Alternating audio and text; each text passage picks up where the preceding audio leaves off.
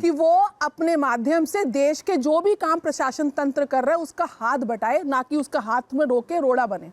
अगर वहां पे क्राउड मैनेजमेंट एक बहुत सीरियस इशू है, छोटी सी जगह है और संगम नोज बहुत टाइट एरिया है, प्रशासन तंत्र से बड़ा भ्रष्ट कोई नहीं है भारतवर्ष में। केवल हमारे प्रशासन तंत्र ही भ्रष्ट है, जिसने हमारे धर्माचार्यों की छोड़िए, मठ मंदिरों की छोड़िए, आस्था परंपराओं की छोड़िए। के साथ एक वक्तव्य सामने आया जिसमें वो अखिलेश यादव जी को ये बोल रहे हैं, बात अभिभक्तेश्वरानंद जी की समस्या की नहीं है देवी, आपको शायद पता नहीं है, इस भारतवर्ष में बहुत जगह समस्याएं पैदा हैं। पूरा राजनीतिकरण कर दिया गया।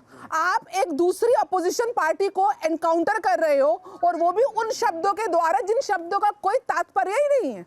आपको सिर्फ प्रशासन ने ये बोला था, प्रोटोकॉल अगर आप पूरी रिपोर्ट को देखें कि यहाँ पे पालकी या कोई भी वाहन की अनुमति नहीं है। जब अनुमति थी ही नहीं तो आपने उस अनुमति का उल्लंघन करा ही क्यों? आप उल्लंघन करते हो और उसके बाद अपने ब्राह्मणों को आगे कर देते हो शील्ड की तरह। उन बच्चों का क्या क्यों नहीं रोका? आपने आगे कर दिया और जब जहां से शुरुआत हुई वहीं निवेदन कर रहे थे, वहां पे एक एसएचओ डबल स्टार उनको आगे लेकर के जा रहा था, उस समय क्यों नहीं रोका? तो आप एक बार नीति जी मुझे एक बार बताइए, नीति जी आपकी सब बातें सही हैं, लेकिन नीति जी जब आपको पता था इस तरह की व्यवस्था करनी है तो आप पहले ही शंकराचार्यों से निवेदन कर लेते, महामंडलेश्वर से निवेदन करते, साहब ये व्यवस्था है, आप इस पे हम मार्गदर्शन कर दीजिए। प्रशासन तंत्र को जाके पूछिए, हर व्यवस्था का प्रोटोकॉल होता है, उसको प्रोटोकॉल के लिए आपको परमिशन लेनी ये मेला संतों का है, प्रशासन का नहीं है। ये मेला साधु संतों का है, शंकराचार्य का है। बाकी संतों को समस्या नहीं हुई, वो चुपचाप जाके पैदल अपने कदमों के द्वारा जाके गंगा स्नान कर आ गए। और किसी का कोई प्रोटोकॉल नहीं, यह सारा खेल राजनीति से प्रेरित था और प्री प्लान था। माघ मकर रवि जी को सम्मानित करने के लिए पतिया वही सब कोई कौन आता है, ये व्यापार वाले नहीं। आज और मैं सारा व्यापारीकरण हो गया धर्म का, इसलिए वहाँ साधु संतों की जो सेवा होती थी, त्याग प्रधानमंत्री जी का कोई दोष नहीं है, वहाँ पर कार्य करने वाले कर्मचारी ही दोषी है। तप में इतना तेज है, आदित्यनाथ योगी जी विधिवत संतों की मर्यादा को जानते हैं, प्रधानमंत्री जी स्वयं देश के संतों का सम्मान करते हैं, इसलिए उन पर संदेह करना गलत है।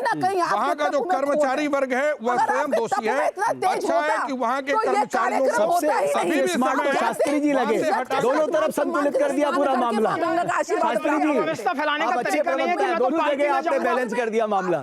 रमेश जी मैं पालकी में ही जाऊंगा, क्या ये अव्यवस्था फैलाने का तरीका नहीं है? अरे महाराज अगर वो पालकी में चले भी गए थे उसकी व्यवस्था कर देते, क्यों विवाद बढ़ाना था? आप ये बोलो ना। अब मैं आपको आप तो खुद ही विवाद क्रिएट कर रहे हो। पिछले कुंभ में, दिल्ली शहर में पिछले कुंभ में जो अव्यवस्था फैली ना, एक व्यक्ति हो गए, एक प्रशासनिक अधिकारी ने इजाजत दे दी लोगों को जाने की, पुलिस पकड़ के खींच रहे हैं। ये कौन सा तरीका है? ये कौन सा तरीका है? बटुक कर्मचारियों को मारना ये कौन सा अपराध है?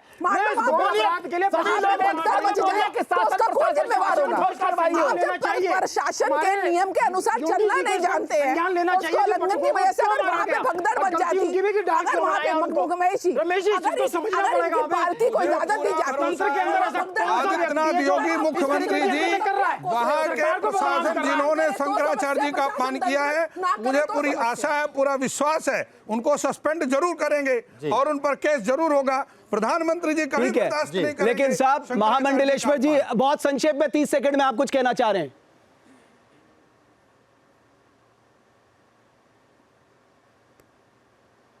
बहुत बहुत धन्यवाद रमेश जी आपका, न्यूज नेशन का।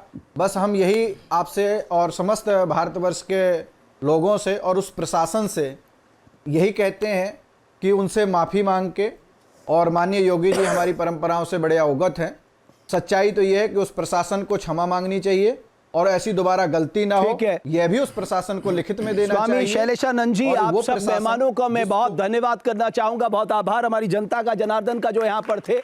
लेकिन एक बात तो है साहब, हमारे यहाँ कहा गया अति की इति हो जाती, वही मैं देख रहा हूँ। हमारे यहाँ कहा अति का भला न बोलना, अति की भली न चूप, अति का भला न बरसना, अति की भली न धूप। अगर विनम्रता का परिचय देते हुए मधुर वाणी से निवेदन करके विनम्रता के साथ अगर इस व्यवस्था को चलाया जाता, मुझे लगता है ये व्यवस्था सही रूप से चल रही होती। क्योंकि अहम का टकराव हुआ, अहम का टकराव विवाद का कारण बना और विवाद का पटाक्षेप होना आज बहुत जरूरी है। बिल्कुल, बहुत धन्यवाद आपका, बहुत सबका बहुत आभार मैं व्यक्त करना चाहता हूं। लेकिन सवाल यह है, इस तरह की परिस्थितियों से बचा जाना चाहिए और इस विवाद का हर हाल में पटाक्षेप होना चाहिए। बहुत धन्यवाद हमारी चर्चा को देखने के लिए।